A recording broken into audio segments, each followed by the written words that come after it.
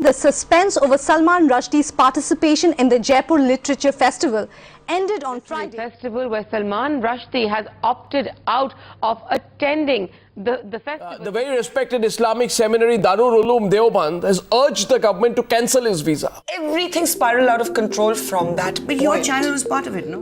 Now, I'm proposing that there could have been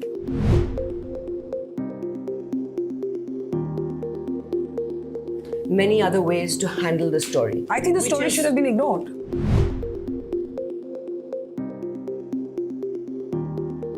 No, I To don't begin think, with, no, I disagree. actually think the I don't story think should you be can ignored. ignore a story like this. Focusing so much on the Rushdie issue, you are ignoring the nature of media here.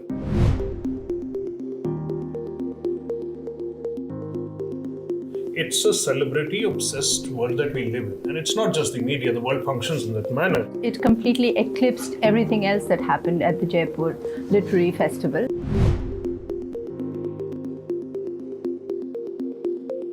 It was as if nothing else was happening except Rushdie. I have no doubt in my mind that there would have been a significant threat.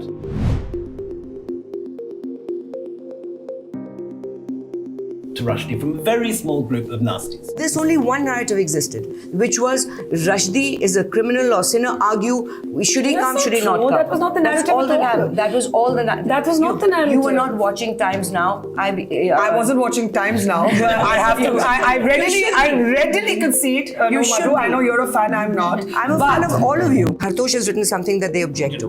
What happens? A mob comes outside and they say either you apologize and leave this country or leave the city or leave your home, or we're going to burn your house down with your family in it. Well, what would you do? This is your reading of the situation. My reading is something else. From the This same is set of armchair journalism. Sanjoy writes that the youth, in preparation to an attack, marked each venue by reading from their prayer books in an act most of us are familiar with as a precursor to a holy war or fight.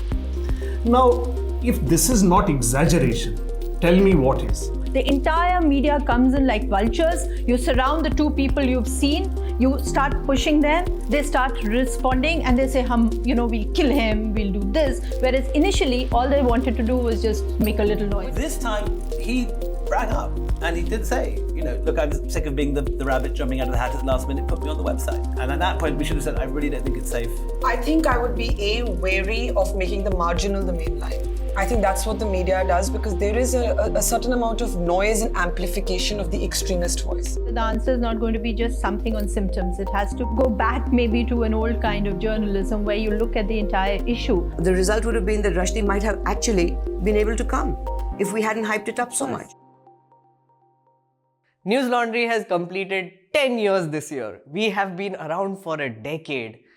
Initially, people were skeptical when we told them that we are going to run an news organization without advertisements.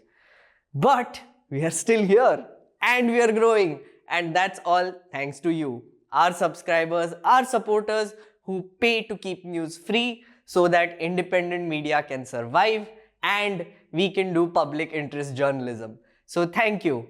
Let's hope we survive for another 10 years or maybe 100. All you need to do is to support us.